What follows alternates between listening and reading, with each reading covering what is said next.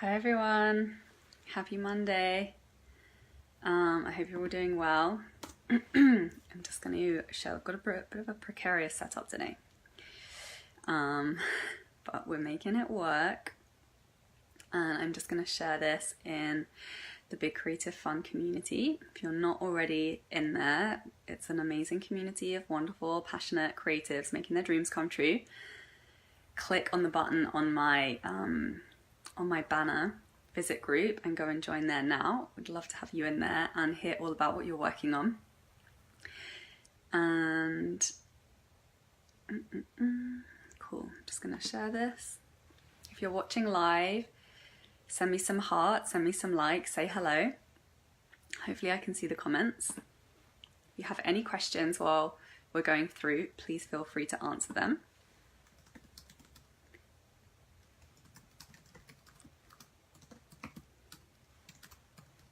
And today I'm going to be talking about how I worked through my blocks to creative freedom. So I'm super excited to tell you about that. And all about Love Week, which I'm also very excited about. Cool. Okay, we're live. Hi everyone. So this is my first live in honor of Love Week, which is an inspiration that I've had a few times, and I was like, you know what, now's the time, I'm gonna do it. And really what Love Week is about, it's just a 7-day celebration of loving your life and really choosing to honor the things that really make us happy and choosing them. You know, choosing to acknowledge them, choosing to take action on them, because that's how we create happiness. And really that's what my work is all about, is you creating happiness. And the way that you do that is through acknowledging who you are, what your skills are, what your desires are, and building your life around that strategically. So I'm going to be coming live to you for 5 days. I'm going to be sharing a lot of my journey, which maybe I haven't shared yet. And in doing that, I'm going to share with you some of, the real nuggets of wisdom that I've gained from, going through some pretty serious transformation in my own life, and share that with you to inspire you and take that on in whatever way inspires you. So for those of you who don't know me, my name's Sarah Mack. I'm a writer and a mindset coach for creatives. So I work with artists, coaches, and healers. I'm all about having fun, earning money, doing what you love, and creating the freedom that really makes you feel fulfilled. So today I'm going to be telling my story about how I've worked through blocks to living with creative freedom. And so what does creative freedom really mean to me? It really means, spending my day being able to use my creativity, my skills, and my talents in a rewarding way that brings me fulfillment, that adds value to the world, to my community, and that I feel is really meaningful. And it also means, being the boss of my own schedule. For me, it also means being location independent, being able to choose where in the world I am, and being able to travel to whatever countries I feel like traveling to be with the people that I most want to be with. And it also means having the time and the space and the energy to follow my own impulses. And hi Anastasia, to follow my own impulses and to, really have the freedom to explore my creativity and what it is that I'm excited about creating in the world. And, designing and launching 2 of my own dream businesses has given me all of these things. So I'm going to share with you, some of the blocks that I've come up against in this journey that I've had to do, had to work through, that have allowed me to create this freedom. And, what I'm talking about is for the last, 3.5 years, I've been traveling all around the world nonstop, being able to just take my laptop with me wherever I go. I've been working with incredible entrepreneurs all over the world who are doing really, really amazing work and, changing the world through their work. I've been supporting them in, finding their own dream clients, making more money, and really finding success in their own passion projects, which is just the most fulfilling thing in the world. And it's also given me time to pursue my own creative projects. You know, I've been writing and performing. I've, you know, had collaborations with so many people in my travels, and it's, you know, really everything that I had always wanted to do, but had never had time because I was, you know, working really hard, or just, yeah, as a result of a lot of these blocks, a lot of limiting beliefs I had about myself and about what was possible, about what it was possible for me to earn. So I'm going to talk to you a little bit about what those blocks are today and how I've overcome them, so that, you know, if any of whatever of this resonates with you, take it on, because you have the power to, you know, to create whatever it is you want in your life. Is that if there's something that's stopping you, or you think it's not possible for you, all that's standing between you and you like achieving that thing is a limiting belief or a block that can be worked through actually quite easily. So some of the blocks that I came up against was fear of visibility was a big one, fear of being judged, you know, fear of being rejected. That was one I had to get over as I, you know, really started to go public with my work and launch my website, get really public in sharing my work and my life on social media, which obviously was a really important part to marketing my services and attracting amazing clients.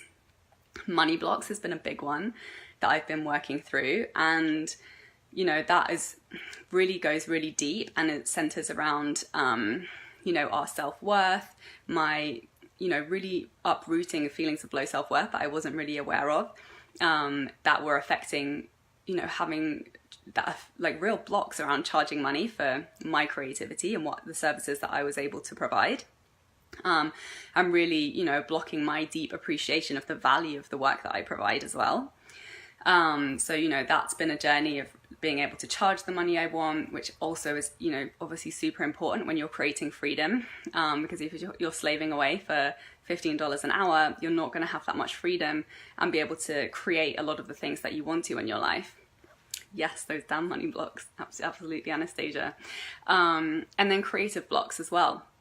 So do you ever find, you know, that creative project that's been on your heart, you know, or maybe been coming up in your journaling, or you've been thinking about for many, many years, but when it comes to actually sitting down and doing it, suddenly you're very distracted. Suddenly you're, you know, cleaning the house until it's spotless, or, you know, doing a million other things, taking on lots of work. You know, all of that resistance, all of that, the way that we'll prioritize absolutely everything else over our real passion project. That's a big block around the value of our creativity, and also really connected to self-worth. So once I started, you know, once I really acknowledged that these kinds of limiting beliefs were at play for me, and I started to flip them, do that work, do that deep inner work, that's when everything started shifting, and I found I wasn't having that resistance anymore. Suddenly it was very easy for me to sit down and work on those ideas that I'd been having. You know, I wasn't so petrified of being public with and sharing my ideas and my creativity. So, and the way that I've worked through all of these things, and you know, once you recognize that you have there's something that clearly that you've set a goal, you've decided and you've committed to it, and then you notice that, oh, time is going by and you're not really committing to it, that's how you identify that there's some kind of emotional or mental block there. And so it's really important to have that self-reflexivity in your daily practice, whether that's through journaling, whether that's through goal setting, intention setting, and really checking back and having that awareness. Because once you see where, and I'm going to talk more about how I shift my beliefs as well, because really the process that I've been through has been a combination of identifying the stories that I have. You know, if it was a fear around visibility, obviously that's like a deeply emotional fear of being rejected and being in pain and suffering. So, and these can go back to, you know, when you're at school and the kids pick on you and somebody laughs at you at school, so you think, oh, it's, you know, it's so much safer to just not be seen because it's really not nice to be laughed at. All these little events that happen to us, those are what create those beliefs, like, oh, it's safer to not be seen. And remember, our mind and our emotions are always trying to protect us. So, you know, but a lot of these don't serve us as an adult and can lead to certain behavior patterns that really aren't supportive of us going in the direction that we want to go in. So that's why it's really important to go and firstly identify the stories you know, what is the story?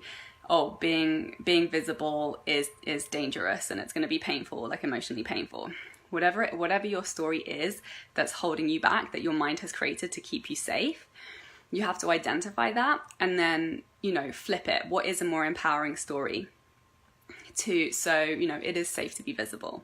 Obviously, that's a more empowering story, especially if you want to work in an online business, you want to get visibility, you want to share your work so that you can attract more clients, have more impact with your message.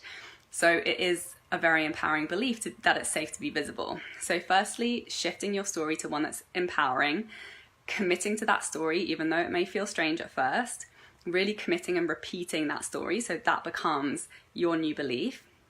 But the other part of it is really going deep and, you know, recognizing where some of those emotional wounds are around, you know, particular memories.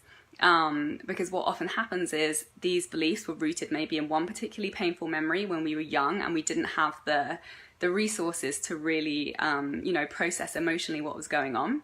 So it created a very, you know, strong emotional pattern, if you like. And then that became the lens that we continue to see the world through as we got older. So more and more events would pile on and just reaffirm that belief for us. So it becomes a deeply, deeply ingrained belief of this is just true. This is the truth because it's always my experience. It's always the way that I see things. And we create these kinds of events over and over again to reaffirm our beliefs. So once we shift the beliefs, that's when we start to see things differently and interpret things differently and become open to other possibilities that, you know, will line up to confirm our new beliefs. But a lot of the time, you know, emotions are a very physical thing, and sometimes we keep pain trapped in the body, sometimes we numb it out because it's too painful to deal with, especially when we were younger. So there's a very physical release process that happens when we shift our emotions and we uproot some of those patterns.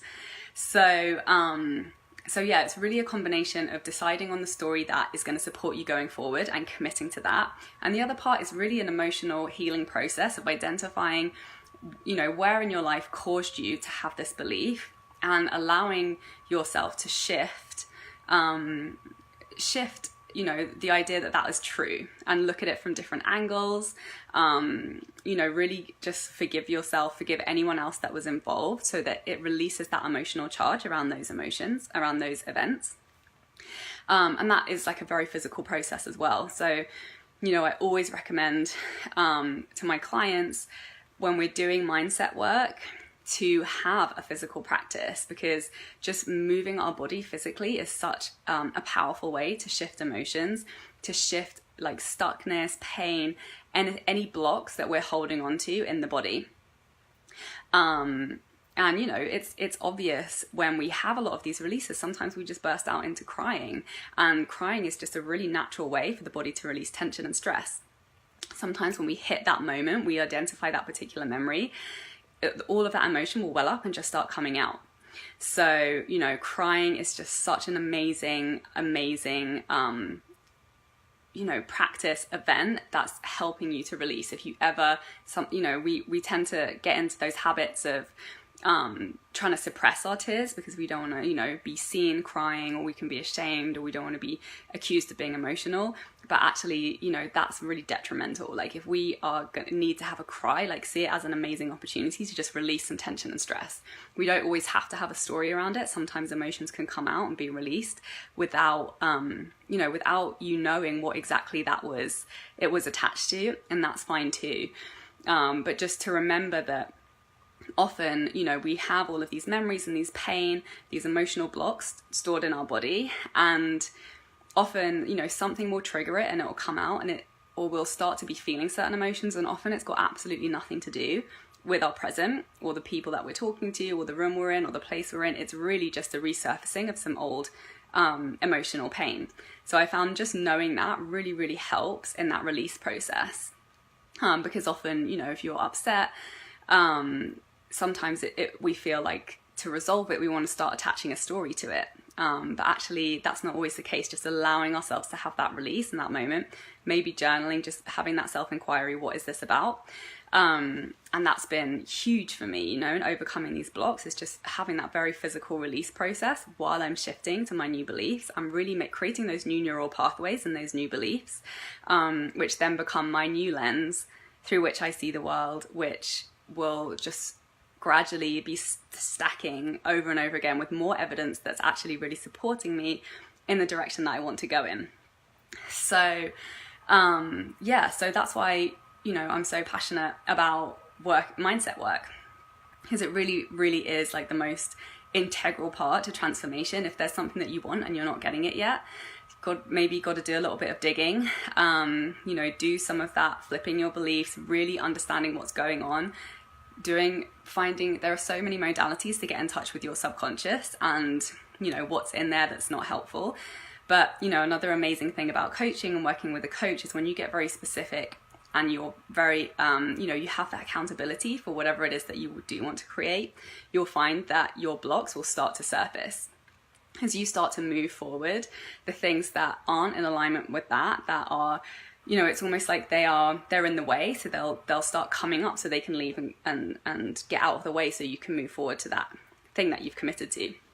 So yeah, so it's not like we have to go around digging all the time, but if we do, you know, have a particular issue that we notice that something is really not moving for us, or is a very repetitive you know, block, that's when, you know, you want to start getting really curious and doing some of that digging. So I hope you found this useful. If you're watching the replay, please leave a comment below, send me some hearts, send me some likes, and I'll be here every day this week sharing a bit of my story, sharing some more tips for transforming your mindset so that you can create whatever it is that you want and you know, really live a life that you love starting today. And yeah, thanks so much for watching, and I'll see you tomorrow. Have an amazing evening. Bye.